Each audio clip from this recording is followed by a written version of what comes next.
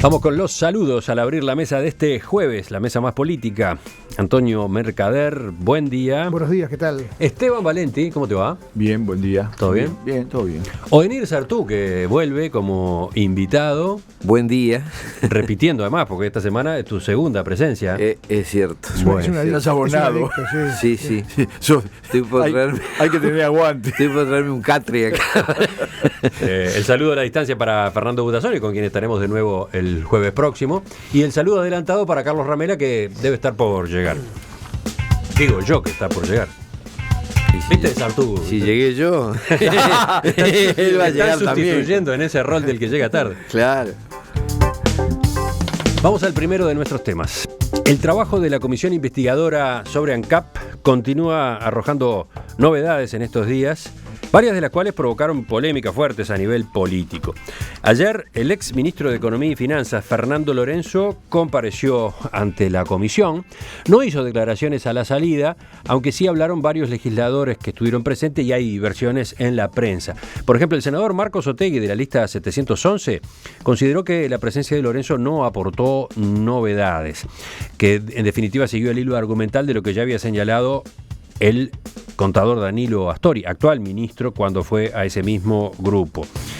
Por su parte, el senador blanco José Carlos Cardoso dijo que Lorenzo explicó que el Ministerio de Economía, en el periodo pasado, no estaba al tanto de los eventuales sobrecostos de las inversiones del ente y que había intentado advertir sin éxito de la situación en que se encontraba la empresa con planteos que hizo en el Consejo de Ministros.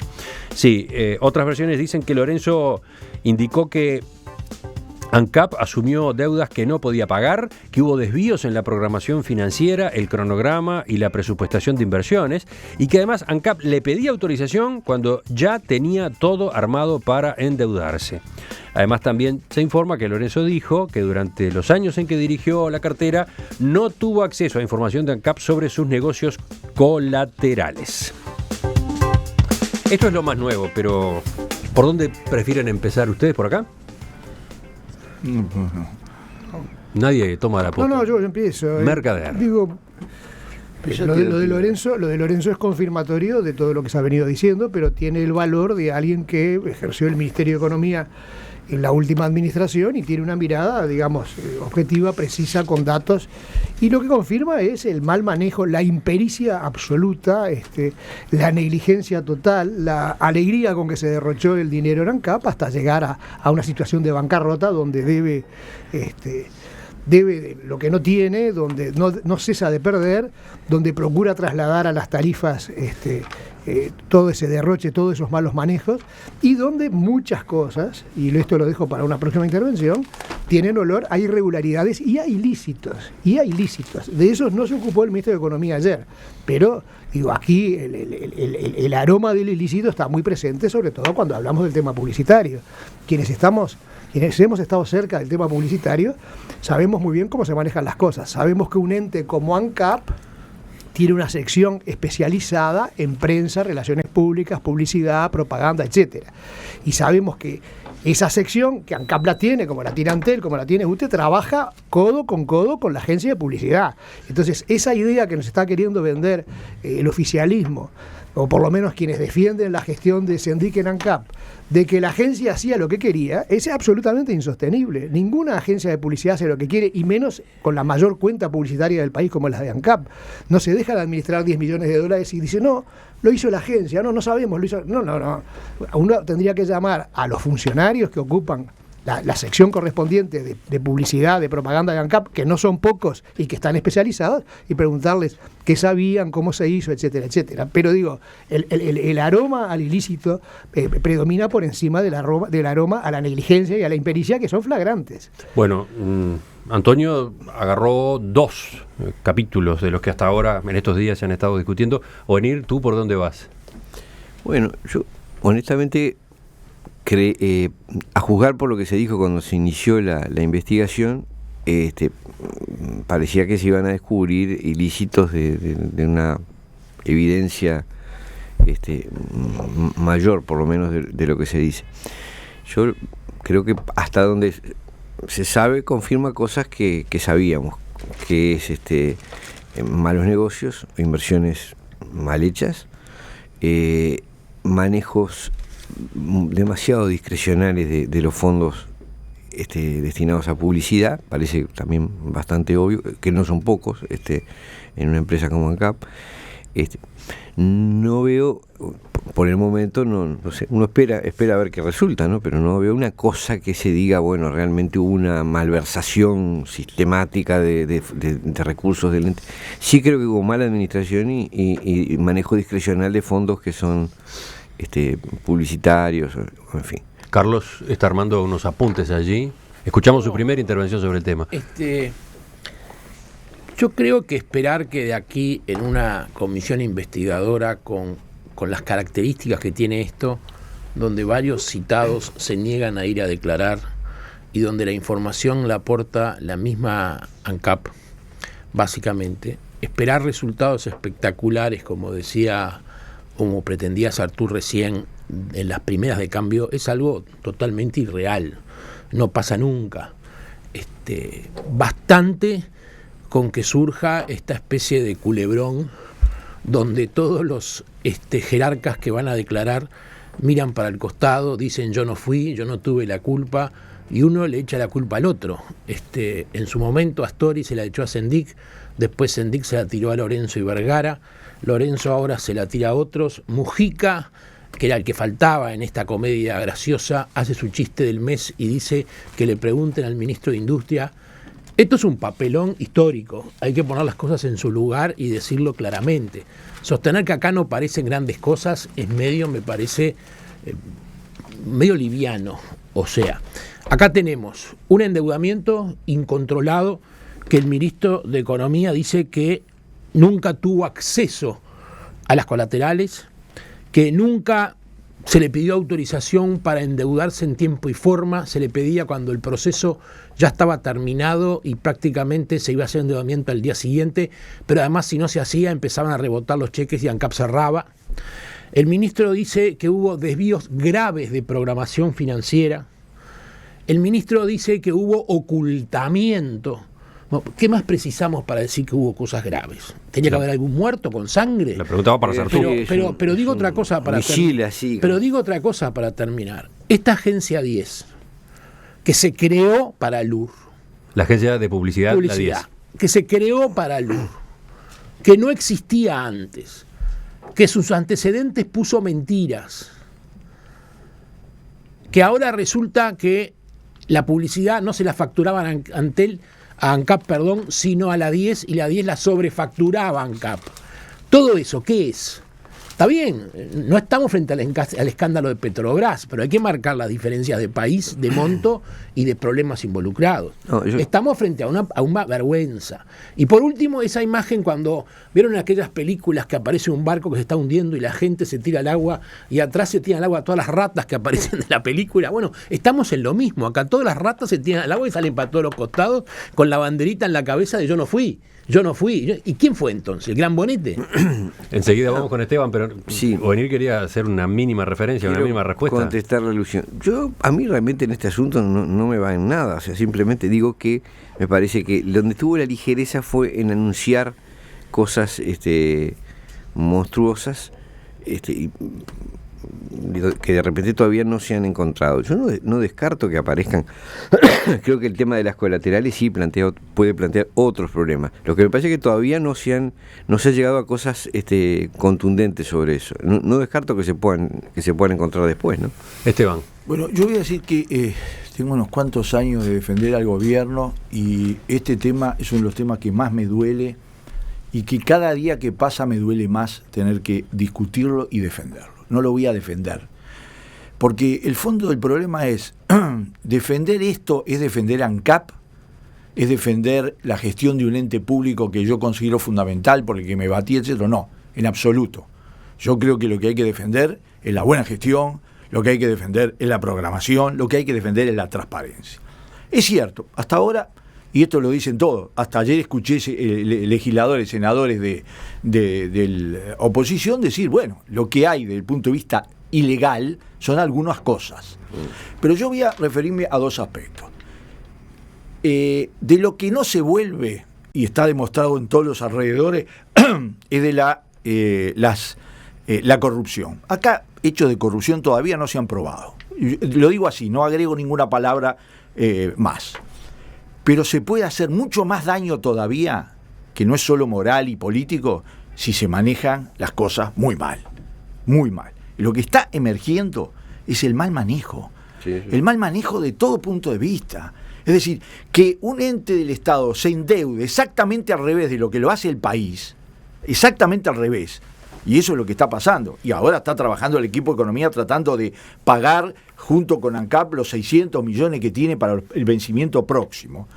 Que haya la situación que hay en casi todas las cosas de inversiones. Es decir, lo que dijo ayer, yo no lo escuché a Lorenzo, lo escuché a otros que hablaron de eso. Pero estoy buscando el acta taquigráfica.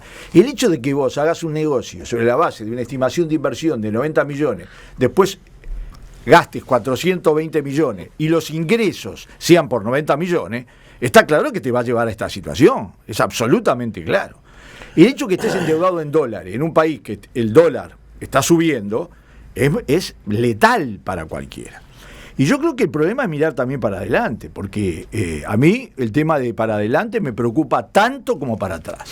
Ahora me voy a referir una frase al tema de manejo de la publicidad, todo eso, que puede no ser ilegal. En el tema de la publicidad hay muchas discusiones, pero voy a decir una cosa. Si esto lo hubiera hecho un directorio blanco colorado, yo estaría bailándole un malambo en la cabeza.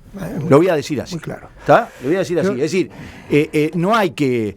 puede no haber ilegalidades, pero a mí me parece que tenemos que ser honestos hasta cabalmente y defender ANCAP y no una gestión de ANCAP. El debate sobre el manejo de la publicidad de ANCAP en realidad tiene su origen, o puede situarse su comienzo en la elección de la agencia de publicidad de la 10. Ahí nomás, ya hace unos años, en 2011, hubo una discusión que fue pública, ¿no? Después se apagó, pero... Una protesta de las agencias. Reapareció ahora cuando compareció en la comisión, anteayer, la presidenta de AUDAP, la Asociación Uruguaya de Agencias de Publicidad, Patricia Lucich, que destacó que para AUDAP había sido irregular la elección que hizo ANCAP en 2011 de la 10.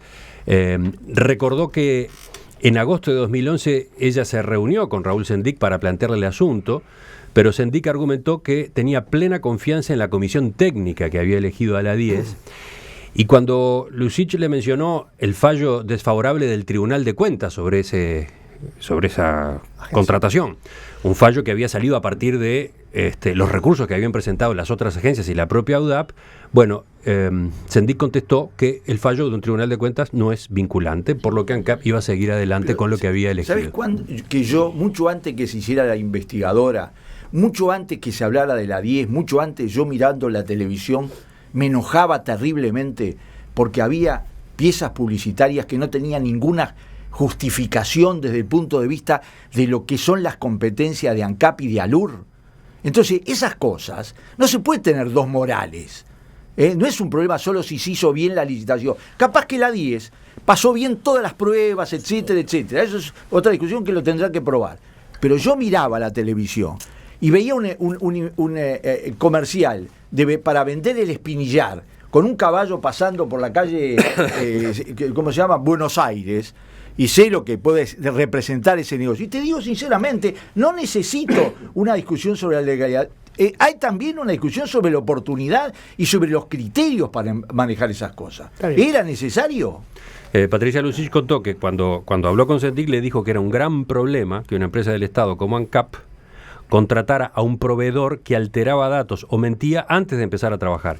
Y esto era una referencia a los antecedentes que había presentado la agencia para competir justamente en aquella licitación. Yo ayer escuché justamente al senador de León, que era el ex presidente de ALUR, el hombre que manejaba ALUR, en un programa de radio donde se le preguntó si tenía alguna relación con el dueño de la agencia, con el dueño de la 10, y reconoció que sí, que era amigo, que había jugado al fútbol con él, etcétera, etcétera. Es decir, era un amigo al cual él, siendo director de ALUR, contrata para hacer la publicidad y después lo lleva al plano mayor. Es decir, de ALUR habrá hecho algún milloncito de dólares de publicidad, pero después lo lleva él, lo presenta y se lo lleva a Sendic. Pero De León reconoció eso, que él llevó a la misma empresa o al mismo publicista para que fuera la agencia. Una cosa peor, reconoció que la 10 se creó para atender la cuenta de ALUR. Ahí Eso lo dijo así con todas las letras. Se creó para atender la cuenta de ALUR, la primera. Se creó y para después cuenta- tuvo la de ANCAP. Y después se quedó la de ANCAP. Pero lo dijo así, ¿eh? Dicho sea de paso, además, en la misma entrevista, esta entrevista fue irradiada ayer, explica el proceso de la construcción de la fábrica de ALUR, que todos hemos escuchado que ha sido resistido y que está el ingeniero Pérez Morgan planteando un juicio y ha habido problemas. Realmente yo quedé asombrado de la explicación que dio el hoy senador de León y antes director de ALUR. Y se recordó allí en ese programa que Sendik originalmente en el año 2012 había tasado el costo de esa construcción en $50 millones. Y en el programa de radio se le preguntó cómo era posible que después hubiera costado $147 millones, 3 veces más, que es la base de la reclamación que hacen estos particulares, que dicen que es la fábrica o la empresa más cara del mundo, que ninguna empresa de este tipo para producir bioetanol, biocombustibles a partir de ciertos elementos de carácter agrícola, era la más cara en su género. Bueno, la explicación que dio el hoy senador de León y antes director de ALUR, realmente es inaceptable. No se entendió absolutamente nada. Habló de que había contratado con 50 empresas a la vez, de que él estaba libre de las obligaciones del TOCAF por cuanto es una persona que no se rige por el derecho público, es decir, todo tan confuso. Y en medio de eso apareció la 10 y su amistad, su relación personal reconocida de muchos años con este señor Pablo Álvarez de la Agencia 10, que lo introduce primero en ALUR y después lo lleva al plano mayor de ANCAP. Digo, si esto no tiene mal aroma o mal olor, ¿qué tiene mal olor en este país? ¿No? No, yo creo que hay una cosa que hay que plantearse, que es ¿cuál es la utilización que se está haciendo del régimen de empresas, de capitales públicos funcionando en régimen de derecho privado? Yo creo que realmente es un mecanismo que para lo que se presta es para hacer cosas que jamás se podrían hacer en el ámbito público. Por Escapar ejemplo, controles. No hubo el senador de León, exdirector de ALUR, reconocía que no llamó a licitación. Bueno, por ejemplo, cosas de ese tipo. Hay ejemplos, bueno, las cosas que se están haciendo, se han hecho en el entorno de la regasificadora, argumentando que Gasallago es una empresa privada, que funciona en régimen de derecho privado, aunque sus capitales y toda su integración sean hechas por organismos públicos. Bueno, eso es una cosa que, hablando mal y pronto, es una estafa planificada, es un mecanismo para estafar sistemáticamente, ¿no? Eso lo hemos permitido, lo hemos aplaudido y es algo que habría que revisar, me parece. Las cosas que son públicas, no pueden transformarse en privadas. Carlos. Sí, yo creo que a esta altura ya empezaron a aparecer las irregularidades o ilicitudes en este proceso de la publicidad. Contratar una empresa que no existe, que se crea para atender una empresa que en definitiva es pública, aceptar que haya antecedentes falsos y no darle ninguna trascendencia, sobrefacturar, como está probado que se fracturó, todo eso ya evidentemente para mí entra claramente en el Código Penal. Pero aun cuando no entrara, la gravedad de este proceso es que pone de manifiesto una torpeza política y un desastre de gestión nunca visto.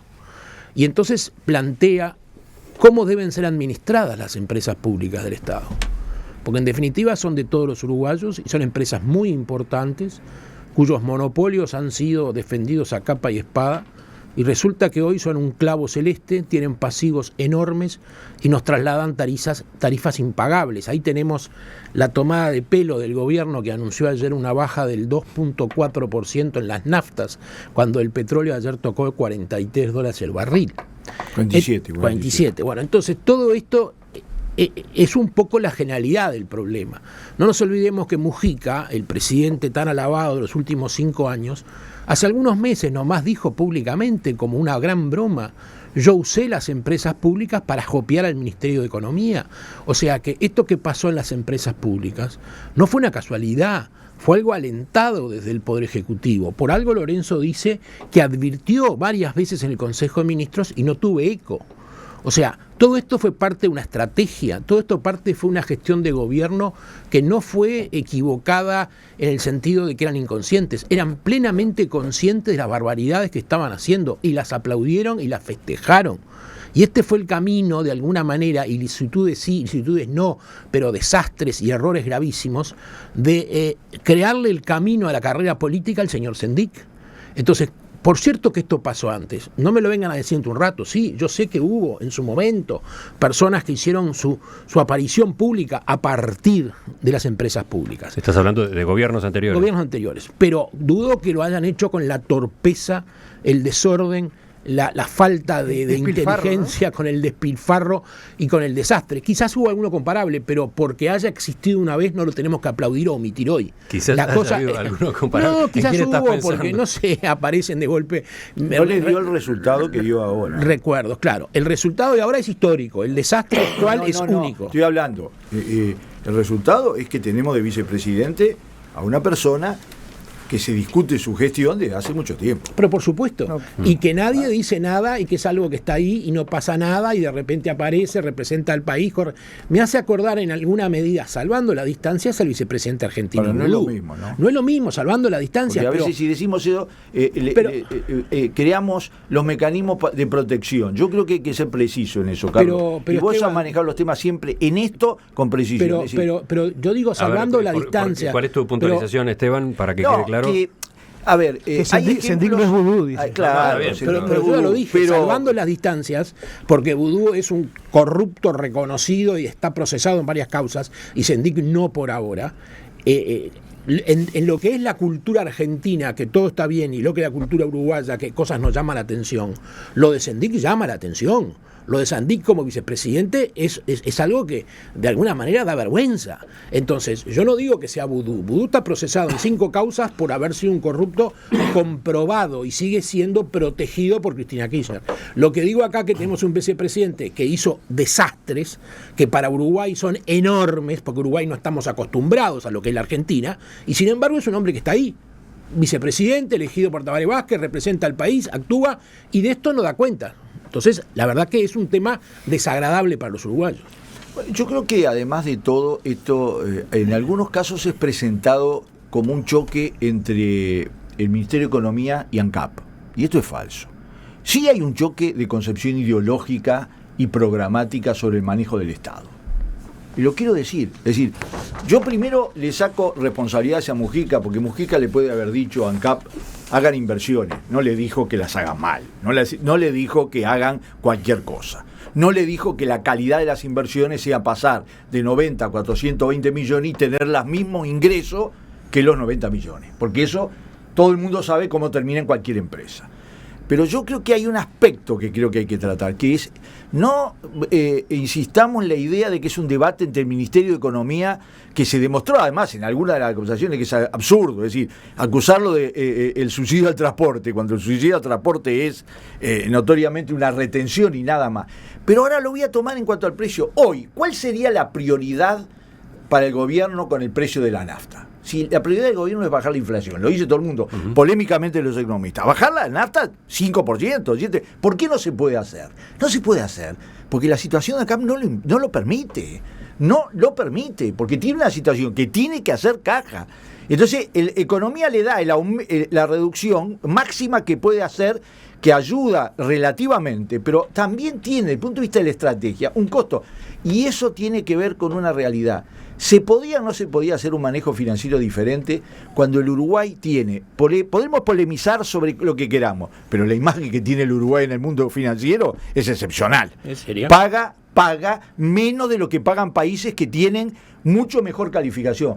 ¿Podía haberse utilizado eso en el caso de ANSI? Podía haber utilizado. No se hizo. Y yo insisto, defender las empresas públicas. Ojo, acá va a crecer una corriente de que ANCAP es una empresa fallida. No, ANCAP es una empresa llena de perspectivas y necesidades en el país. Lo mismo que la regasificadora, si lo hacemos bien. Ahora, no se puede hacer la alternativa. Hay que hacer todo lo público mal, ¿tá? O si no, hay que resignarse que esa es la realidad. No, lo público se puede hacer muy bien. Y lo voy a tomar. Los 4 bancos públicos son los pilares de la situación económica de este país. A mí me impresiona el oficialismo, los legisladores y oficialistas. De ayer veo al senador Otegi, que preside la comisión investigadora y que es el representante del Frente Amplio, el senador Agassi otros parlamentarios, otros voceros del Frente Amplio que dicen, sí, mal manejo hubo, lo están reconociendo, ¿no? Mal manejo, no, hubo errores evidentes en la conducción de ANCAP, Sendic se equivocó de medio a medio, pero irregularidades no, ilícitos no. Digo, ¿qué es esta prevención continua? ¿Qué es esta línea que están trazando entre lo que es mal manejo, irregularidad? Digo, bueno, es una línea importante. Lo que pasa es que hay una línea muy borrosa, porque cuando yo le doy $10 millones a una agencia de publicidad que no existía para que la administre como quiera y sin rendir cuentas a nadie durante un año, es una irregularidad con mucho aroma a corrupción, cualquiera que esté en el ambiente publicitario lo sabe, mucho aroma a corrupción.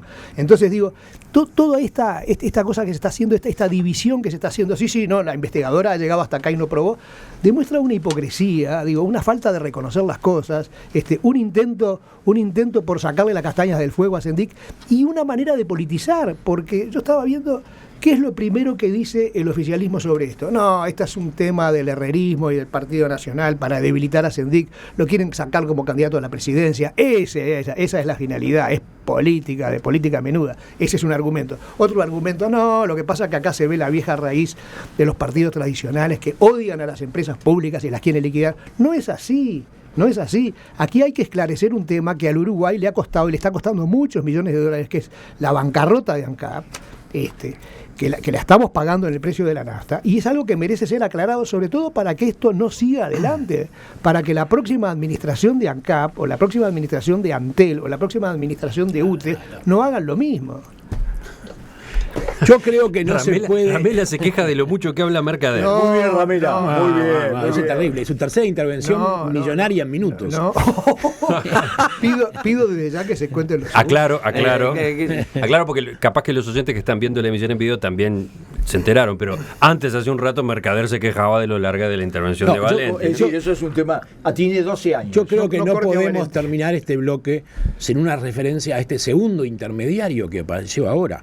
También dirigente político vinculado, suplente en este caso, a la vertiente artiguista. O sea, un hombre muy allegado al frente, que tuvo la suerte, como ya tuvo también Placeres y alguna otra empresa por ahí, de ser elegido para intermediar entre dos gobiernos. Una cosa, solo en este gobierno se puede dar eso. Pero con un agravante. Ya le habían dado el derecho a este señor, o a través de este señor, a una firma paraguaya, y en diciembre del año pasado, para evitar un juicio, transaron. Y no pagaban nada, pero se comprometían, cuando hubiese la negociación con Venezuela, a que esta gente interviniera. Sí, porque lo que estaba de por medio era una propuesta de esa empresa para justamente cancelar la deuda de ANCAP con PDVSA con determinadas condiciones favorables, etc. O sea que Uruguay, país soberano, serio, como dice Esteban, con una gran imagen internacional, le dice a una empresa paraguaya, a través de un hombre del pulmón del Frente Amplio, ¿no? Señores, nos equivocamos, pero la próxima vez que nos sentemos con Venezuela por este tema, ustedes están en la mesa.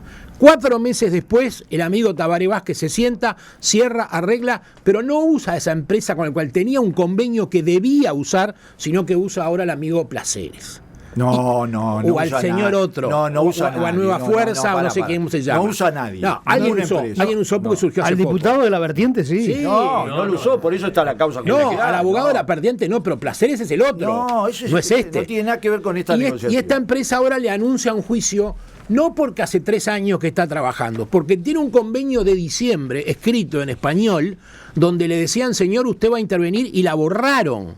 Hicieron muy bien en borrarla. Hicieron muy bien y vamos a pagar 5 palos verdes. Creo que hay que aclarar. Divino lo creo que hay que aclarar, porque lo mencionaste varias veces, que el diputado Placeres es este personaje uruguayo que vive en la chacra de José Mujica, que se jactó públicamente de haber hecho 85 viajes a Caracas, todos pagados por él. Para lograr este acuerdo. No por él. Lo que yo recuerdo es que Placeres ha intervenido en algunas exportaciones uruguayas a Venezuela. No tiene nada que ver. Qué interesante. Diputado comerciante. En esta negociación no tuvo nada la que otra ver. empresa, Nueva Fuerza, ¿cómo es? No sé cómo se llama la otra. Aire Fresco. Aire Fresco intervino como intermediario. No, en esta negociación. Bueno, en otra. Y a este señor lo dejaron colgado el pincel. Pero no tiene nada que ver lo financiero con lo comercial. Pero firmaron un acuerdo en diciembre. Dijeron, señor, yo creo que es un error. Vamos a respetar esto, y 4 meses después lo ignoran y vamos a pagar 5 palos por eso. Y además porque el Uruguay no necesita ningún intermediario financiero. Eso lo tiene que haber pensado antes. Los mejores momentos merecen celebrarse con Vinos Jiménez Méndez. Orgullosos de transmitir la identidad nacional en los 5 continentes. Constante superación y compromiso sitúan a nuestros vinos en primera clase. Disfrute con responsabilidad la noble bebida nacional. Bodega Jiménez Méndez. Máxima expresión del terroir. Vamos a cambiar de tema, ¿les parece? Después de la pausa, seguimos en temas políticos. Ojalá en el próximo haya un poco más de debate, porque hay oyentes que marcan que en este asunto la mesa de hoy ha sido 4-0. Es que con el tiempo vienen. Pero hace tiempo que venimos así porque Valenti se pasó a la posición. No, eso es lo que vos hacés mal, que es que cuando uno reflexiona, vos pretendés, yo no me pasé nada, al contrario, yo lo miro desde la izquierda. Y Jovenir, que es el que hoy está como invitado, ¿estás en el 4-0? Yo creo que esto, lo que está pasando en ANCAP, está pasando en casi toda la administración pública. A la pucha. Sí, digo, a la escala que corresponde a cada organismo. ANCAP es una empresa enorme, otras son más chicas. Yo creo que hay una, pero esto, digo, me parece que genera una incomprensión del valor institucional de cómo se maneja la administración de las empresas públicas. Esa es mi impresión. Creo que en este caso todavía no han encontrado. Es decir, creo que en el fervor opositor a veces anunciaron cosas que todavía no se han logrado demostrar. Como abogado, pero desprolijidad. Es decir, como abogado, las evidencias deberías rendirte ante las evidencias. Pero es que yo no estoy. Como diría Solé, existen todas las características de un corner court. Vamos a Bien, pero vamos a el la hecho es que no pausa. lo han podido mostrar todavía. Ese es el punto.